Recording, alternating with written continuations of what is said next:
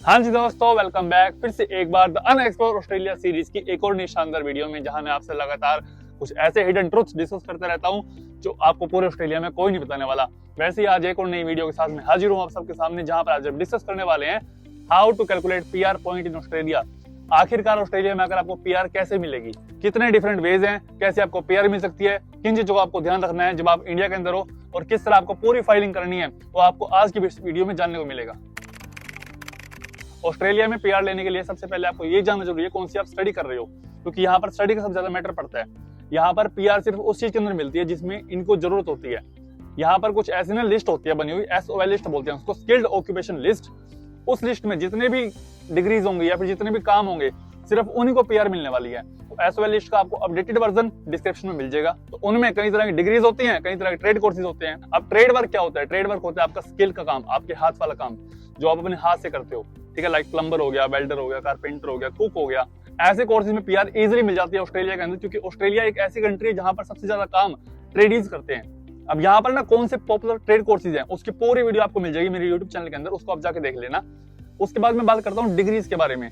अब जैसे आपने आईटी की हुई है, या फिर आप अकाउंटेंसी आप कर रहे हो, या फिर आप करने वाले हो, ठीक है। उसके बाद आपको ये देखना जरूरी है कि आपके पॉइंट्स मैच होते हैं कि नहीं। यहाँ पर ऑस्ट्रेलिया में पीआर लेने के लिए आपका पॉइंट सिस्टम है। पॉइंट सिस्टम आपके एज के बिहाफ के ऊपर, आपके वर्क एक्सपीरियंस के बिहाफ के ऊपर, आपने कौन सी स्टडी की है, आपका मैरिटल स्टेटस क्या है, उसके ऊपर डिपेंड करता है। मान लो कि आपके आईएलटीएस या फिर पीटी में यहाँ पर आने के बाद आपको 7 ईच बैंड आ जाते हैं, तो उसके आपको 10 पॉइंट मिल जाएंगे। अगर आपके 8 ईच आ गए तो आपके 20 पॉइंट्स मिल जाएंगे। ऐसे ही डिफरेंट एज के क्राइटेरिया है कि अगर आप 24 से नीचे एज है तो आपको 25 पॉइंट मिलेंगे। 25 से लेकर 30 के बीच में आपकी एज है तो आपको 30 पॉइंट्स मिलेंगे। वैसे अगर आप सिंगल हो तो आपको एक्स्ट्रा 5 पॉइंट मिल जाते हैं। आपने डिप्लोमा किया हुआ है तो आपको 10 पॉइंट मिलेंगे या 5 पॉइंट मिलेंगे। ऐसे बहुत सारे क्राइटेरियाज हैं जो मैं आपको पूरा डिटेल में बताने वाला हूँ आगे जाके, कि किस तरह आप अपने पीआर के पॉइंट्स कैलकुलेट करोगे। बट वो चीज जानने से पहले आपको ये पता होना चाहिए कि कौन सा आप कोर्स कर रहे हो। दूसरी बात, आप कौन से एरिया के अंदर आए हो, क्योंकि यहाँ पर एरिया का बहुत ज्यादा फर्क पड़ता है। अगर आप रीजनल एरिया के अंदर हो, रीजनल एरिया ऐसे एरिया जो उनसे सिटीज से अलग है। सिटीज मान लो कि मेलबर्न हो गया, ब्रिस्बेन हो गया, या फिर सिडनी हो गया, ये मेन सिटीज हैं। बट रीजनल एरिया ऐसे एरिया होते हैं जहां पर इतनी ज्यादा पॉपुलेशन नहीं होती, या फिर जहां वो जो गवर्नमेंट है वो चाहती है कि बच्चे वहां पर जाएं, वहां पर जाके स्टडी करें, वहां पर जाके इंप्लॉयमेंट जनरेट करें, उसके बाद उनको वहां पर पीआर मिलेगी। लाइक एडिलेड हो गया, पर्थ हो गया। बट हाँ, एक बात और सुनो, मेलबर्न और सिडनी के आसपास भी कुछ रीजनल एरियाज हैं। मेलबर्न के पास में एक सिटी एक और है जीलोंग नाम से, वो रीजनल एरिया के अंदर आती है। तो ऐसे कुछ एरियाज ना जहां पर पॉपुलेशन इतनी ज्यादा नहीं है, जहां पर काम इतना ज्यादा नहीं है, उनको बोलते हैं रीजनल एरियाज। गवर्नमेंट प्रेफर करती है कि बच्चे रीजनल एरियाज के अंदर आए और वहां पर उनको पीआर जल्दी मिले। हालांकि हम मेलबर्न के अंदर है, हम मेट्रोपॉलिटन सिटी के अंदर है, यहाँ पर आपको काम थोड़ा ज्यादा मिलेगा बजाय कि पीआर के। अगर आपको पीआर लेनी है तो आपको रीजनल एरियाज में मूव होना पड़ेगा, या फिर मैक्सिमम चांसेस पीआर के रीजनल एरिया के अंदर होते हैं बजाय कि मेट्रोपॉलिटन सिटीज के। अब ऑस्ट्रेलिया में ऐसे तो बहुत सारे वीजाज हैं पीआर लेने के, बट जो 4 पॉपुलर है ना, वो है आपका 189 skill independent visa, 190 skill nominated visa, 491 work regional visa, और 186 डायरेक्ट एंट्री वीजा। इसके बारे में पूरी डिटेल में बात करेंगे किसी और वीडियो के अंदर। अभी मैं आपको बता देता हूं कि आपको अपने पीआर के पॉइंट्स कैसे कैलकुलेट करने हैं। Let's begin. PR point calculate करने के लिए आपको सबसे पहले ये पता होना चाहिए आपको पॉइंट मिलने किस चीज़ के हैं। आपको सर्च करना है simply Australia PR point calculator 2025। आपको आना है इमेजेस पर, यहाँ पर आपको सर्च करना है एक इमेज ये वाली। यहाँ पर आपको साफ साफ दिख जाएगा भाई आपको एज के कितने पॉइंट मिलने वाले हैं। आपकी इंग्लिश अगर आपके 6 ईच है यानी कॉम्पिटेंट, 7 ईच है तो प्रोफिशिएंट, 8 ईच है तो सुपीरियर। आपने ऑस्ट्रेलिया से बाहर कितने साल काम किया उसके कितने पॉइंट हैं, आपने ऑस्ट्रेलिया के अंदर कितना काम किया उसके कितने पॉइंट्स हैं, आपने डॉक्टरेट किया है तो 20 पॉइंट, बैचलर या मास्टर्स है तो 15 पॉइंट, डिप्लोमा है तो 10 पॉइंट यानी ट्रेड कोर्स है तो 10 पॉइंट। आपने ऑस्ट्रेलियन स्टडी रिक्वायरमेंट को मीट किया है कि नहीं, यानी कि आपने 92 वीक्स ऑस्ट्रेलिया में पढ़ाई की होनी चाहिए तो उसके आपको 5 पॉइंट मिलेंगे। इसमें एक और होता है नाटी होता है आपका कम्युनिटी लैंग्वेज टेस्ट, यानी कि आपको इंग्लिश को कन्वर्ट करना होगा अपनी कम्युनिटी लैंग्वेज के अंदर, अपनी मदर टंग के अंदर। लेट्स सपोज हिंदी, मराठी, तेलुगु, पंजाबी, इसमें आपको कन्वर्ट करना होगा तो उसके मिलते हैं आपको 5 एक्स्ट्रा पॉइंट। अगर आप रीजनल एरिया में स्टडी करते हो तो उसके आपको मिलते हैं 5 या 10 पॉइंट्स एक्स्ट्रा। तो इस हिसाब से यहाँ पर पॉइंट्स कैलकुलेशन होती है। अब बिगिन करते हैं अपने प्रोसेस के साथ। तो मैंने खोल लिया पॉइंट्स कैलकुलेटर, जो इमिग्रेशन की ऑफिशियल वेबसाइट है, वहां पर आपको आना है। सिंपल यहाँ पर आके सर्च करना है पॉइंट्स कैलकुलेटर, और यहाँ पर आपको ये वाला इंटरफेस सामने देखने को मिलेगा। अब यहाँ पर बहुत सारे वीजाज हैं, हमको फालतू पंगे लेने। जो नॉर्मली बच्चा वीजा अप्लाई करता है वो है 189, 190 या फिर 491। मैं बात करने वाला हूँ आज 189 की, ठीक है। 189 में हम जाएंगे, सबका प्रोसेस सेम होने वाला है, सब में पॉइंट सेम होने वाले हैं, बस किसी किसी की क्राइटेरिया कुछ होता है, किसी का कुछ होता है। मैं आपको ओवरव्यू बता रहा हूँ कि आपको अगर आप 189 अप्लाई कर रहे हो तो आपको कितने पॉइंट रिक्वायर्ड होंगे।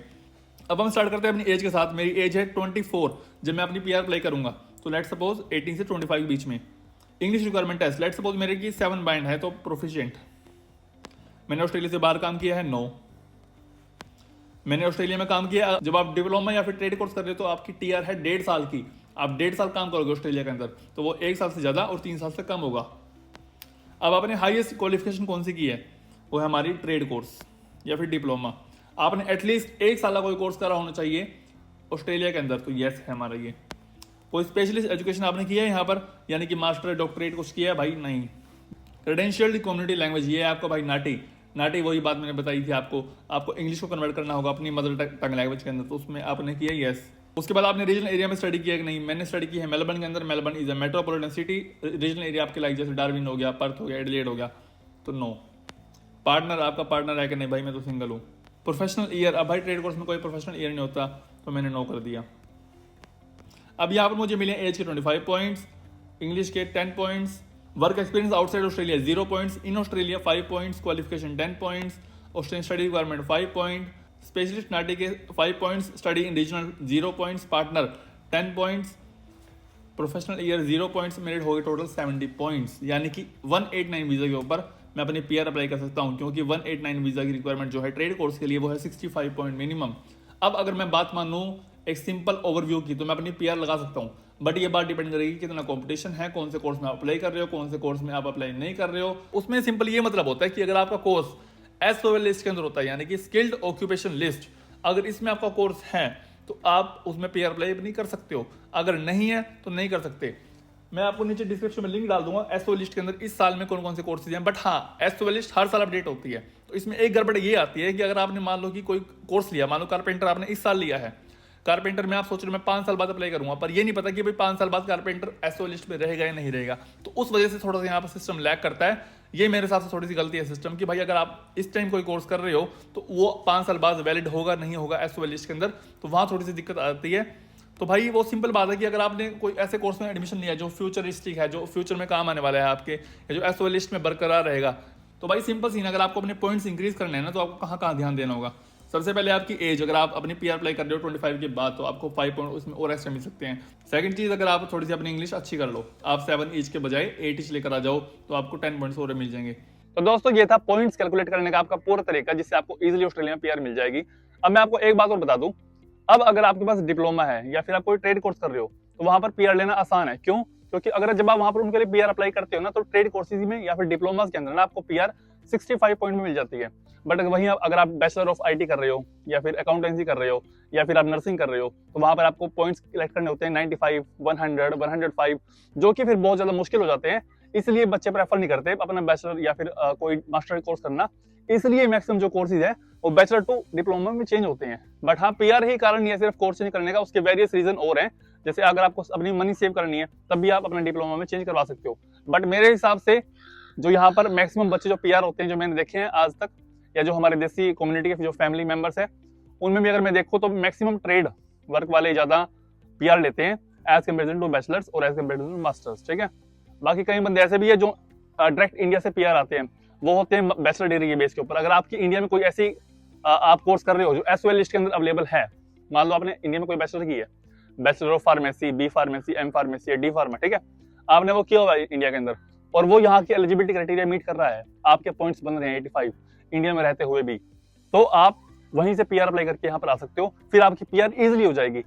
इंडिया से कैसे डायरेक्ट पीआर अप्लाई करनी है वो आप नीचे कमेंट कर देना मुझे, डायरेक्ट पीआर, मैं उसके ऊपर पूरी वीडियो बना दूंगा। तो दोस्तों ये थी आज की छोटी सी वीडियो। अगर आपको ये इन्फॉर्मेटिव वीडियो अच्छी लगी है तो इस वीडियो को लाइक जरूर कर देना और हमारे चैनल को सब्सक्राइब कर देना, जिससे हमारे चैनल और बड़ा हो सके। मिलते हैं नेक्स्ट वीडियो के साथ, तब तक जय श्री राम।